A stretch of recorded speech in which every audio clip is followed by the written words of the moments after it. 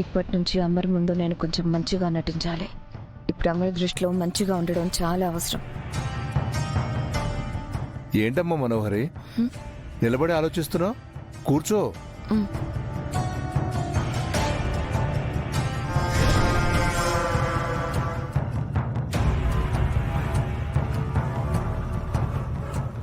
అమ్మా మనోహరి, తన్ని స్నేహితురాలే కదా, పక్కన కూర్చోమ్మా.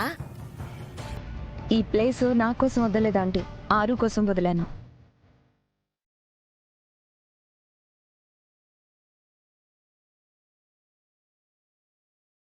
ఆరు కోసం? నాకు ఊహ తెలిసినప్పటి నుంచి ఆశ్రమంలో కూడా మేము ఎప్పుడు భోజనం చేసినా ఆరు నేను పక్కనే కూర్చొని తినేవాళ్ళం.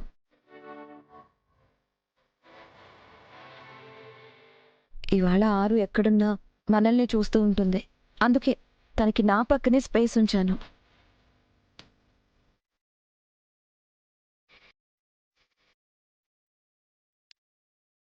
నేను మనుకి ఇంకొక పక్క కూర్చునేదాన్ని. ముగ్గురం కలిసి కబుర్లు చెప్పుకుంటూ తినేవాళ్ళం.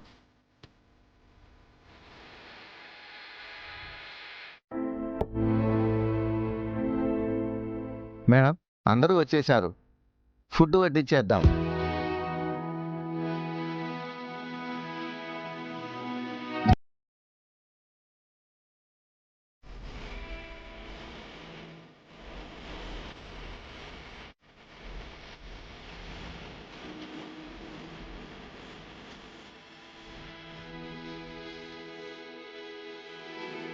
నువ్వు కూర్చో, భోంచే. పర్లేదు సార్. వెళ్ళు, పర్లేదు, కూర్చో.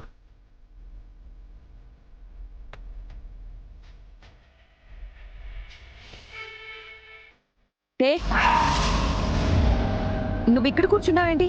ఇది ఆరు ప్లేస్. నువ్వు లేగు పైకి. చెప్తుంటే అర్థం కావట్లేదా? లే పైకి. నువ్వు ఆగమ్మా అనామిక. అమ్మ మనోహరి, ఇప్పుడు ఆ అమ్మాయి కూర్చుంటే ఏమవుతుంది? అంటే అంకుల్, ఈ ప్లేసు ఆరు కోసమని పెట్టాను. నాకు అది సెంటిమెంట్ అంకుల్. ఆరు తప్ప ఎవరు కూర్చున్నా నాకు నచ్చదు. రేపు ఉదయం 10:30కి మనకి టైం ఇచ్చారు రణ్వీర్. నువ్వు మనోహరి 10 కల్లా కోర్టుకు వస్తే జడ్జి గారి ముందు ఏం చెప్పాలో నేను చెప్తాను. రేపు ఎలా అయినా నాకు మనోహరికి విడాకులు వచ్చేలా చూడు లాయర్. సరే రణ్వీర్, కానీ విడాకులు వచ్చే వరకు ఆస్తి కేసుకి వాయిదాలు ఎందుకు తీసుకుంటున్నావు? అంజలిని తీసుకుని వెళ్ళి నీ కూతురని చెప్పి చూపించి ఆస్తిని నీ పేరు మీదకి మార్పించుకోవచ్చు కదా. విడాకులు కాకుండా నా పేరు మీదకి ఆస్తి వస్తే మనోహరి ఊరికే ఊరుకుంటుందనుకుంటున్నావా లాయరు? సగం ఆస్తి దక్కించుకోవటానికి తను ఏమైనా చేస్తుంది. అందుకే ఆస్తి నా పేరు మీదకి వచ్చే టైంకి మనోహరి నా భార్య అయి ఉండకూడదు. రేపు మాకు విడాకులు రాగానే అమరేంద్ర దగ్గరకు వెళ్ళి మనోహరి గురించి మొత్తం నిజం చెప్పేస్తా. చెప్పేస్తావా? అదేంటి, చెప్పనని చెప్పి మనోహరికి మాటిచ్చావు కదా. నేను 7 ఏళ్లు ఇలా రోడ్లు పట్టుకుని తిరగటానికి కారణమైన మనోహరిని అంత సులువుగా ఎలా వదిలేస్తాను? అమరేంద్రని పెళ్లి చేసుకోవడానికి మనోహరి చేసిన ప్రతి తప్పు, తీసిన ప్రతి ప్రాణం గురించి అమరేంద్రకి చెప్పేస్తాను. అమరేంద్రకి భార్య అవటం, అమరేంద్ర ప్రేమని పొందటమే తన జీవిత ఆశయం అని చెప్పింది. అది మనోహర్ జీవితంలో దక్కకుండా చేస్తాను.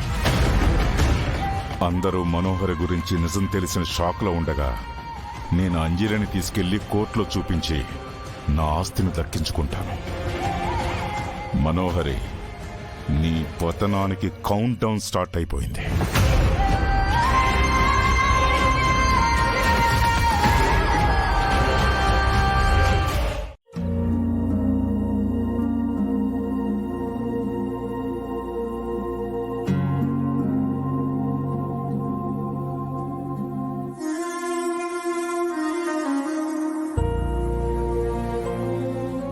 అనామిక, నేను నీతోనే మాట్లాడుతున్నా. నాకు డిన్నర్ చేయాలని లేదు. ఏంటి, నా మాటలు వినిపించట్లేదా? నువ్వు నా మాట వినప్పుడు నేనెందుకు నీ మాట వినిపించుకోవాలి?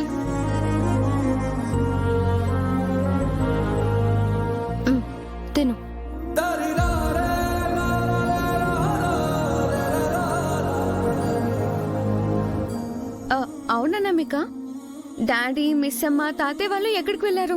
అక్కడ వాళ్ళ ఫ్రెండ్ని కలవడానికి వెళ్ళారు. స్టార్ట్ అయ్యారంట. ఒక హాఫ్ అన్ అవర్లో వచ్చేస్తామని చెప్పారు. ఓకే.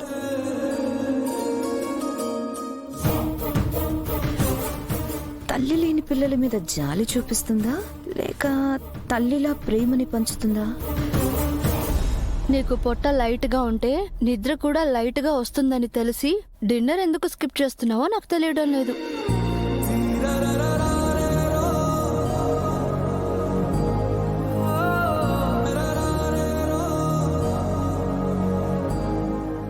పగలంతా ఆడుతూ ఉంటావు, రాత్రి తినకపోతే పొద్దున్నే ఎనర్జీ ఎలా వస్తుంది చెప్పు? రేపటి నుంచి డిన్నర్ స్కిప్ చేసావో పనిష్మెంట్ కింద ఎక్కువ ఫుడ్ పెట్టేస్తా. మాటల కందని భావం